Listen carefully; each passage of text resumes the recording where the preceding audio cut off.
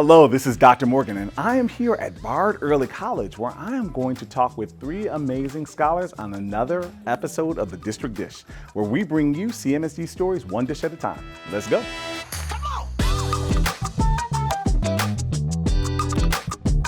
I'm here at Bard Early College with three amazing scholars. So my name's Peyton, and I'm a year 2 at Bard, so that means like a senior. Okay. I'm Layla. I'm a ninth grader at Bard. All right. And I'm Alonzo. I'm a year 1, also a junior. Yeah. All right. Awesome. Great. Yeah, because with this program, you also had the opportunity to earn your associates as well. So Yeah. you wanted to. It was one of my favorite graduations I went to last year. So excited. Maybe I'll be at your graduation this year. We'll see. So as a student of Bard, I think the program is excellent in allowing us to earn an associate's degree with the liberal arts-based education. And I was just wondering, is there any plans to expand this so more students can earn their associate's degree and have those transferable credits to a 4-year college? One of the things we want to look at now, I don't know about the BARD program specifically. The BARD program specifically is an amazing program. It is one that costs us, so it's not something we could be able to scale and say, hey, we have BARD in every program. It's an expensive program to run.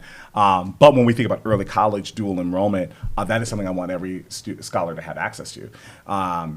I'm of course a fan of AP. I think AP is great. I also found that the rigor of the AP course is great for the students' critical thinking, but in order to get that college credit, it's really hard to pass the test for students, not just our students, but students in general. And so a lot of students will take an AP course and aren't successful. So even when I think about our district, we have several students taking AP courses, and I ask, what's the success rate?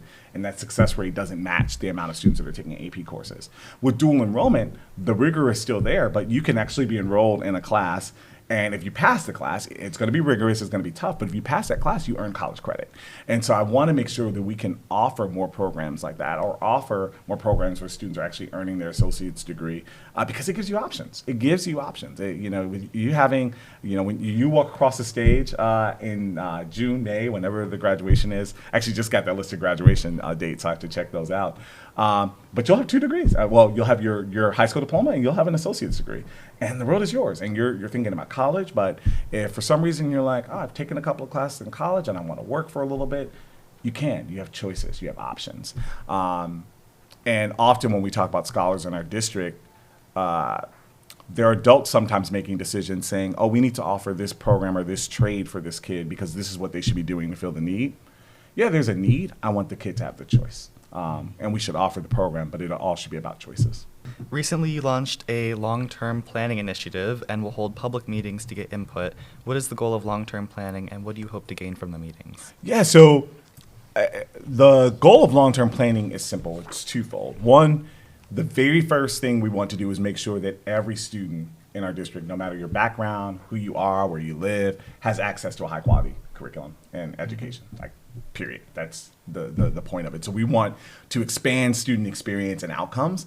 And then the other part of it is also making sure we are responsibly running the district in a fiscally responsible way, I should say. Yeah, that we're running the district in a fiscally responsible way. So those are the 2 goals of long-term planning: increase student opportunities for all kids and outcomes for all students while doing it in a financially, fiscally responsible way.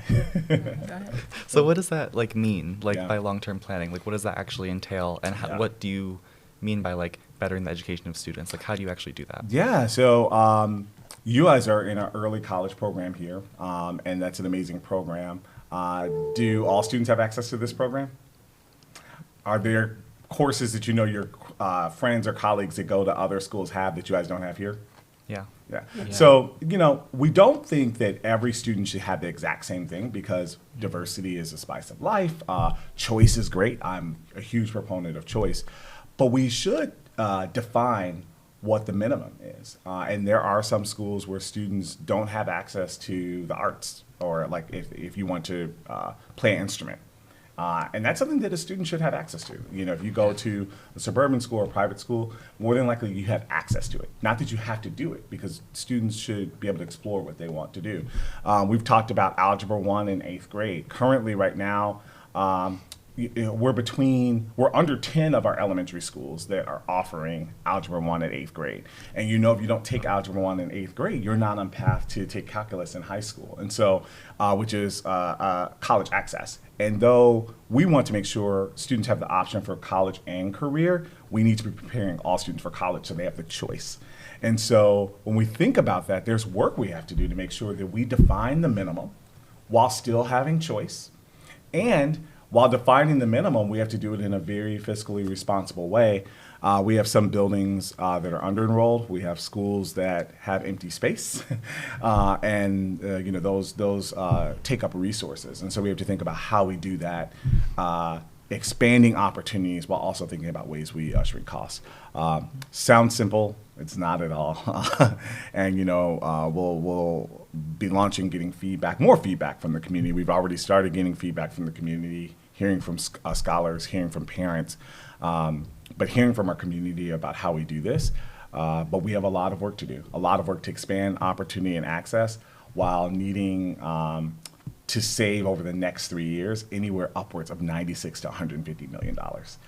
So, like I said, it seems simple, but not at all. What are your main goals for the district for the next 5 to 10 years? Yeah. Access for all. So access for every student, excellence for every student, and district coherence. Those would be things. And when I think about like our core values as a district, our strategic priority, all of them come down to that. When we talk about access for all students, not excluding any student, making sure that we expand opportunities. When I think about my own high school upbringing, so this past weekend, I had the opportunity. I was a judge for the state tournament for speech, and that was something I competed in when I was in high school. And whenever I go back to this tournament, you see students competing at the highest level. There are not many students who look like me that compete. Even when I competed, a lot of times I was the only African American in my round, and it's still that way.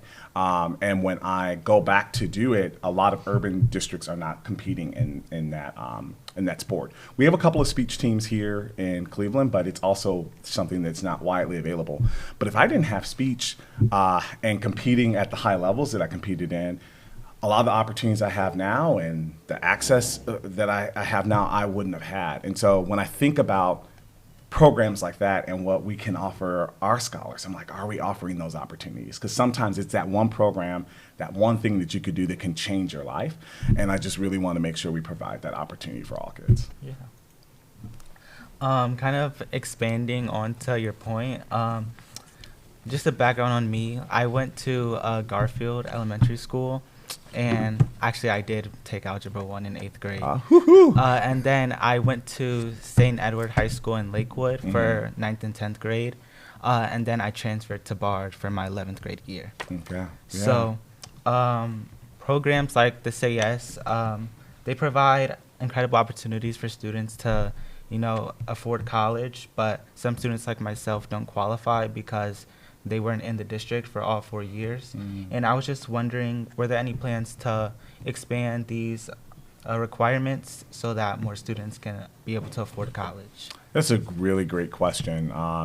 And there are opportunities in terms of scholarship programs. And we should talk, actually, one of the last district dishes that I did, I was talking with a student who was a senior, and I was like, we should talk about a scholarship that I know that's coming up.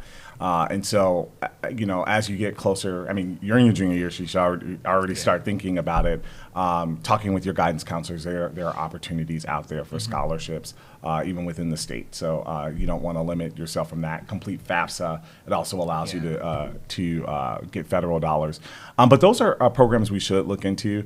Part of the Say Yes program was created to really make sure that we have opportunities for our Cleveland scholars, but also making it an incentive for families to choose Cleveland, live in Cleveland, stay in Cleveland. But I get questions like this often, and because we are a choice district, I think it's amazing that we get a chance to recruit and get scholars from outside of the city of Cleveland to come, have access to wonderful programs here at Bard.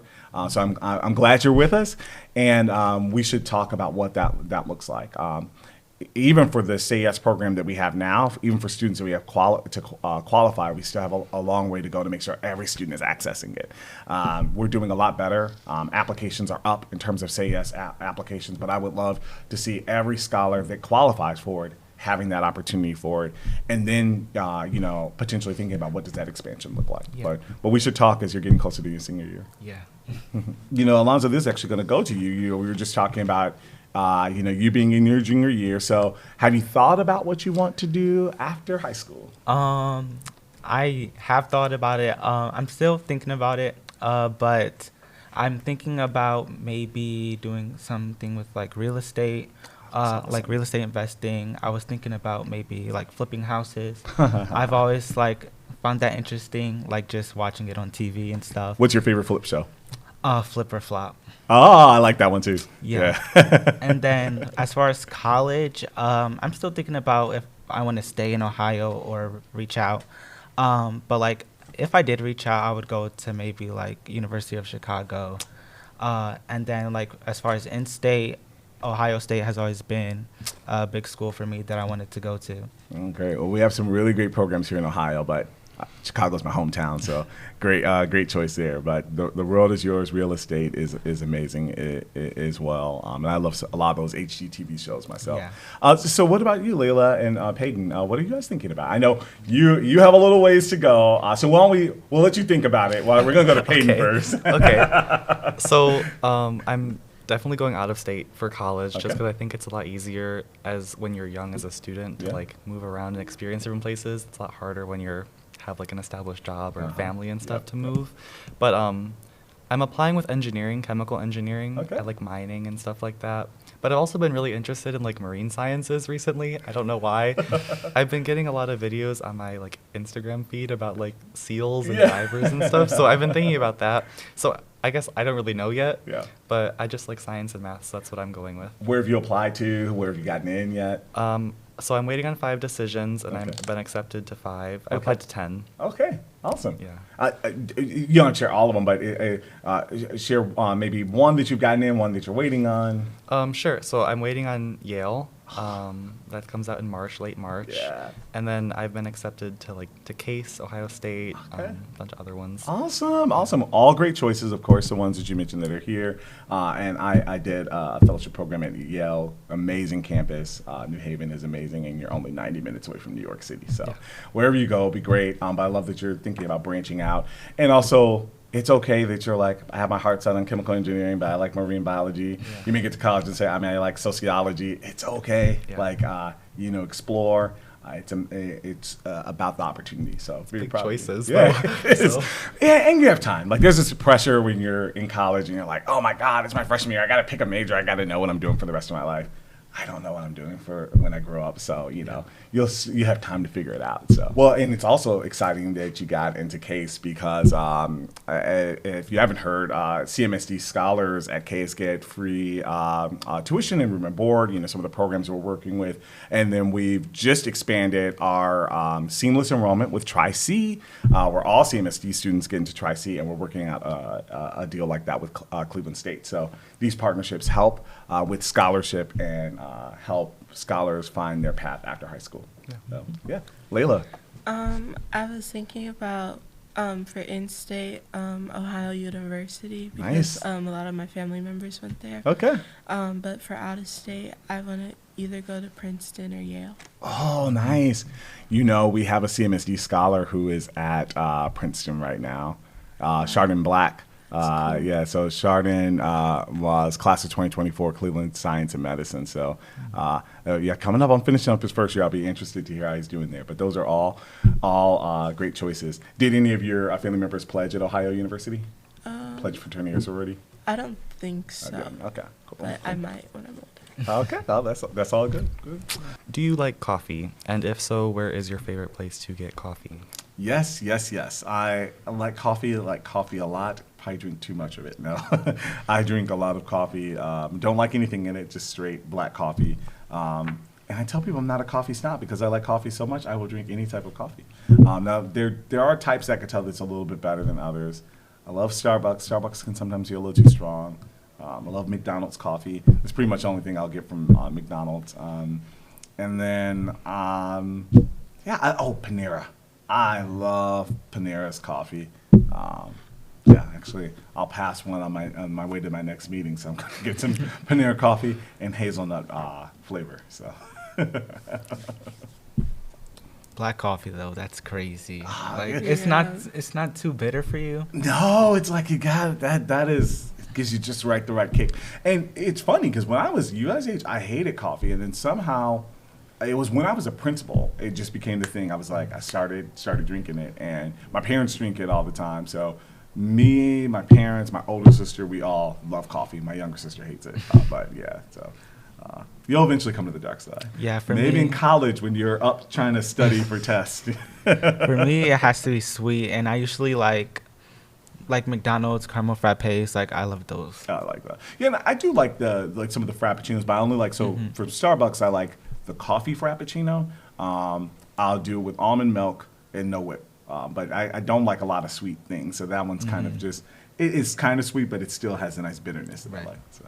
Bard, we have like some gifts for you, some like Oh. sweatpants I think from the principal and all of us. Oh that- wow! I love school swag.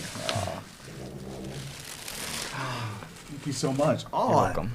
This looks like a hoodie. I love good hoodies, especially doing my workouts in the morning and can travel this. So thank you so much. Thank you for the bar team, and thank you to your leaders and teachers. You guys keep up the great work.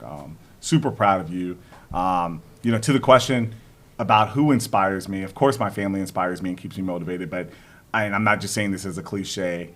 Our kids, and when I get a chance to make the connection, you guys each inspire me because I think about myself and the highs and lows of life, and you're in the prime of so much. You have so much opportunity ahead of you.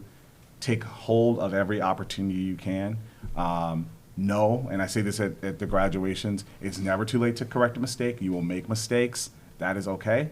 But just bounce back up and get back up. You can always, there's nothing, even if it's the worst thing that you feel like that has happened to you, that you can't recover from. So just know that, and you have a lot of people supporting and loving you. So with that has been another rendition of the District Dish. I've really enjoyed meeting with these three amazing scholars that are just so bright here at Bard Early College. And so that wraps it up. This is yet another edition of the District Dish where we're bringing you district stories one dish at a time. Have a great day.